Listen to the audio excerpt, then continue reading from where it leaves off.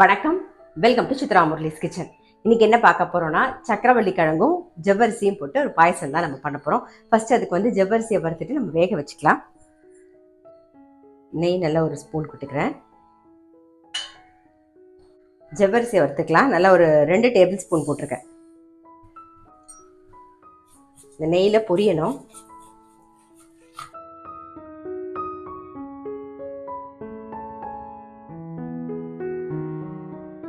ஜவ்வரிசி வறுப்பட்டு நல்லா காய்ச்சின பாலை சேர்க்கிறேன்.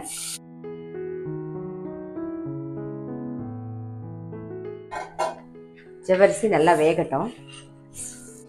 இந்த பக்கம் ஜவ்வரிசி வேகட்டும். அதுக்குள்ள என்ன பண்ணியிருக்கேன்னா, நல்ல ஒரு 3/4 டம்ளருக்கு வெல்லத்தை கரையை விட்டு இங்கே ரெடியாக எடுத்து வச்சிருக்கேன். ஸோ வெல்லம் கரைஞ்சி ரெடியாக இருக்கு. அதுக்குள்ள இந்த பக்கம் வந்து நெய் விட்டு நம்ம தேங்காய்லாம் வறுத்து வச்சுக்கலாம். தேங்காய் சேர்த்துக்கலாம்.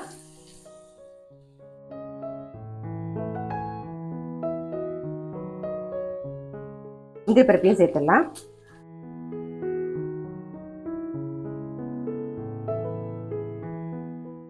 முந்திரி பருப்பு தேங்காய் வறுபட்டு எடுத்து வச்சிருவோம்.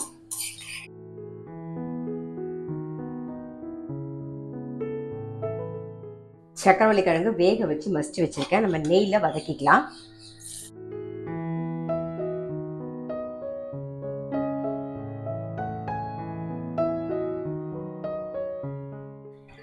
சக்கரவள்ளி கிழங்கு நல்லா நெய்யில் வதங்கி எடுத்து இதை இந்த பாலில் சேர்த்துடலாம்.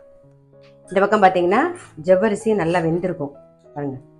நல்லா வெந்தெடுத்து இதை சேர்த்துருவோம். சேர்த்துட்டு நல்லா மிக்ஸ் பண்ணி விட்டுக்கலாம். நான் வந்து ஒன்றும் பாதியமாக தான் மசிச்சு விட்டுருக்கேன். ஏன்னா குடிக்கும்போது வாயில் ஆப்பிடும்போது நல்லா இருக்கும். அதனால ஒன்றும் பாதியமாக மசிச்சிருக்கேன். ஏலக்காய் பொடி போட்டுக்கலாம். ஏலக்காய் பொடி சேர்த்து நல்ல ஒரு கொதி வந்துடுது. நான் ஆஃப் பண்ணிடுறேன். கொஞ்சம் ஆறுனதுக்கு அப்புறமா நம்ம வந்து இந்த வெள்ளை கரைசலை மட்டும் சேர்த்துக்கலாம். நல்லா ஆறெடுத்து நம்ம வந்து வெள்ளை கரைசலை சேர்த்துடலாம். இது கூடவே தேங்காய் முந்திரி பருப்பும் சேர்த்துருவோம். வறுத்துல தான் நம்மளுடைய சக்கரவள்ளி கிழங்கு ஜவ்வரிசி பாயசம் ரெடி. ரொம்ப ரொம்ப நல்லா டேஸ்டியாக இருக்கும். நீங்கள் சக்கரவள்ளி கிழங்க வேக வச்சுட்டு ஒன்று துருவிக்கலாம். அப்படி இல்லைன்னா ஒன்றும் பாதியமாக நீங்கள் வந்து மசிச்சுட்டு போடும்போது அது குடிக்கும்போது வாயில் ஆப்புறது நல்லாயிருக்கும். அதே மாதிரி தேங்காய் வறுத்து போடுறதுனால அது பாயசம் நம்ம குடிக்கும்போது அதுவும் லைட்டாக கடிபடும் இல்லையா? ஸோ நல்லாவே இருக்கும். இந்த மாதிரி ட்ரை பண்ணி பார்க்கல அப்படின்னா டெஃபினட்டாக ட்ரை பண்ணி பாருங்கள். வெல்லம் வேண்டான்னு நினைக்கிறவங்க சக்கரை கூட போட்டுக்கலாம். பட் வந்து சக்கரவள்ளி கிழங்கோட வெல்லம் சேரும் போது தான் வந்து ஒரு டேஸ்ட்டே கொடுக்கும். அதனால டெஃபினட்டாக அதே மாதிரியே ட்ரை பண்ணி பாருங்கள். நான் அடுத்த வீடியோவில் சந்திக்கிறேன்.